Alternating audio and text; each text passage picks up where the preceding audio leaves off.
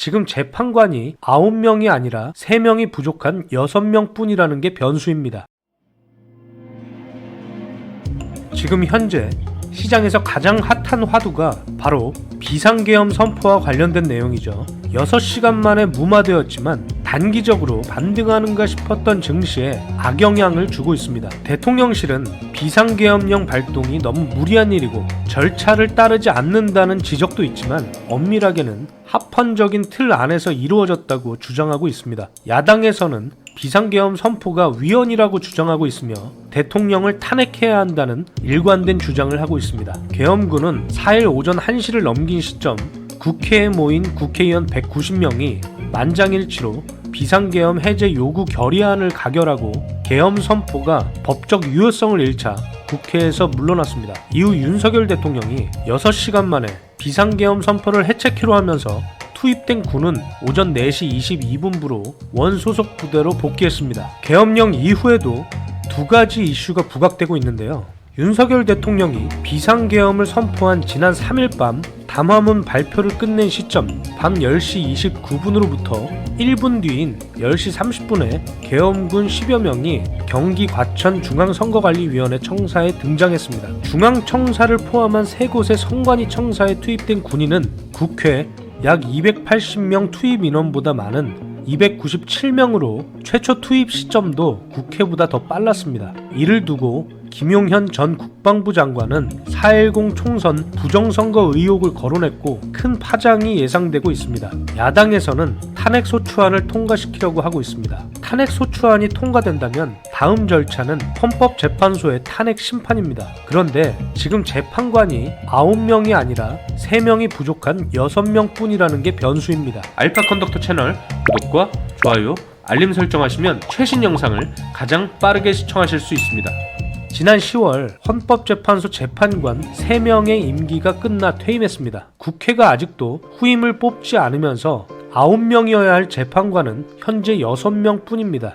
헌법재판소법엔 사건 심리에 재판관 7명 이상 출석해야 된다고 돼 있는데 6명으로도 심리는 가능합니다. 다만 탄핵이 인용되려면 의결 정족수 규정에 따라 재판관 6명이 전원 찬성해야 합니다. 1명만 반대해도 기각됩니다. 또 대통령 파면이라는 사안의 중대성을 감안하면 6명의 재판관만으로는 결정이 쉽지 않을 거란 분석이 나옵니다. 이런 상황에서 증시에 가장 수혜를 입은 건 뭘까요? 바로 정치 테마주, 이른바 정태주입니다. 특히 이재명, 김동연, 김경수 관련주 등 민주당 정치인들 관련주가 가장 날뛰는 거래일이었습니다. 물론 여당의 한동훈 관련주도 단기적인 강세를 보였습니다. 대표적인 이재명 관련주로는 이스타코, 오리엔트전공, 동신건설, 시공테크, 일성건설, 에이텍, 코이즈, 토탈소프트,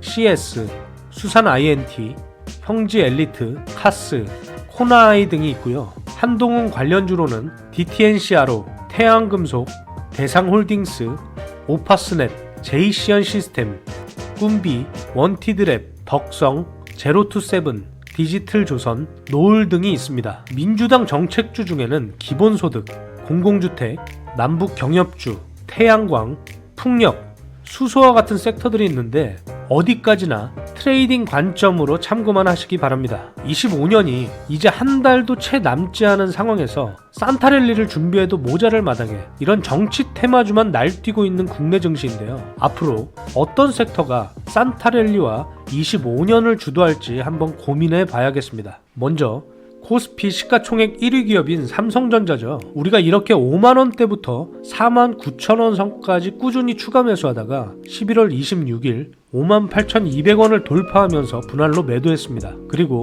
다시 이 부근에서 추가 매수했고 포트폴리오 보유 종목으로 현재 보유 중입니다. 단기적으로는 일봉상 60선 부근 58,000원대까지 가능성이 있다고 보입니다. 저항 구간에서 이렇게 조정받고 다시 돌파를 시도하며 약 6, 7만원대까지 언젠가는 가능할 수도 있다고 봅니다. 단기간에는 역시 쉽지 않아 보입니다. 25년에는 어떤 섹터에서 강한 반등이 나올까요? 얼마 전 이런 기사가 나왔습니다. 3분기 역대급 수출 실적이라면서 화장품 섹터들이 인더스트리 액션이 나왔는데요. 지금 이렇게 강세를 보이는 화장품주들 말고 바닥 구간에서 횡보하고 있는 우량주를 한번 살펴보겠습니다. LG생활건강이라는 종목인데요.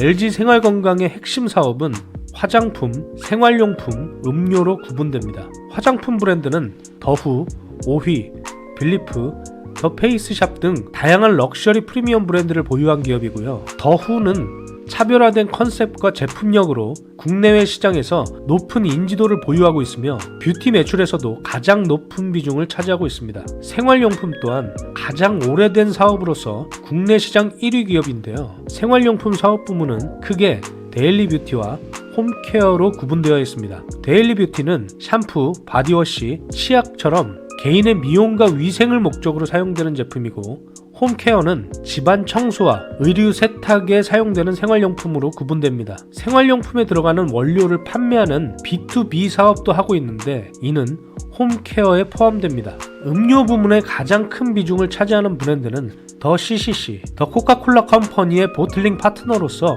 원액을 구매해서 국내에서 제조해서 판매하는 방식으로 매출을 발생시키고 있습니다. 이 LG생활건강이 178만원까지 갔던 주가인데 이렇게 30만원대까지 하락했습니다. 이 대폭락의 이유는 뭘까요? 바로 중국의 제로 코로나 정책으로 중국 현지 사업과 면세점 채널이 영향을 받으면서 고급 화장품 매출과 이익이 큰 폭으로 하락했기 때문입니다. 여기에 러시아의 우크라이나 침공으로 원자재 가격이 급등했죠. 게다가 환율 또한 상승세를 나타내면서 이익은 급감하고 있는 추세입니다. 중국 현지에서는 봉쇄로 인해 오프라인 매장 영업 정상화가 지연되었었고 인플루언서들에 대한 정부 제재 강화로 온라인 매출도 타격을 받았습니다. 그래서 이렇게 끝없이 하락했는데 178만 4천원에서 30만원까지 총 83.2% 하락했습니다. 단지 하락했기 때문에 매수 관점으로 봐야 한다 라고 한다면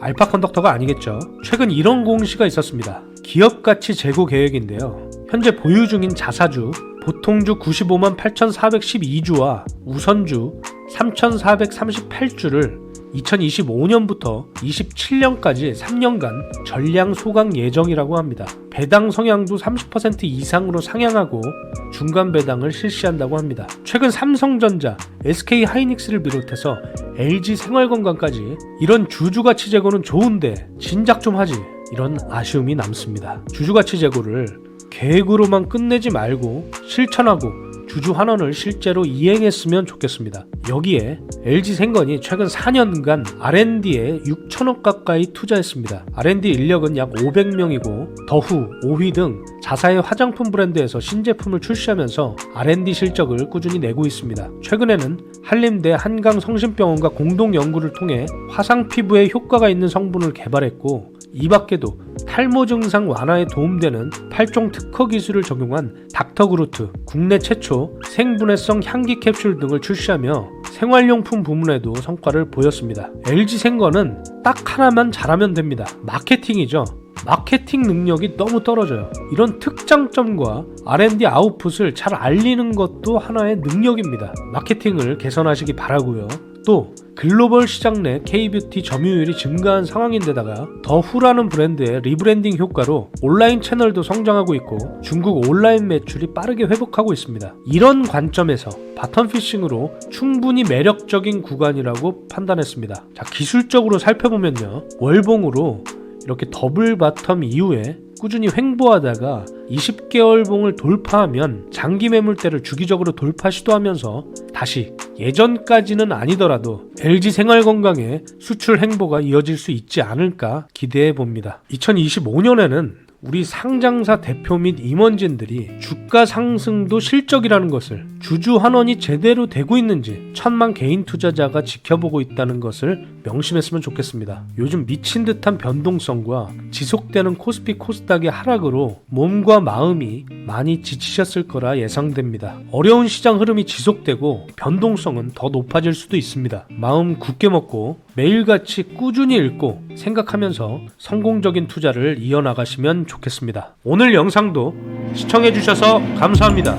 다음 시간에 더 유익한 내용으로 찾아뵙겠습니다. 금융시장 초과수익 지휘자 알파컨덕터였습니다.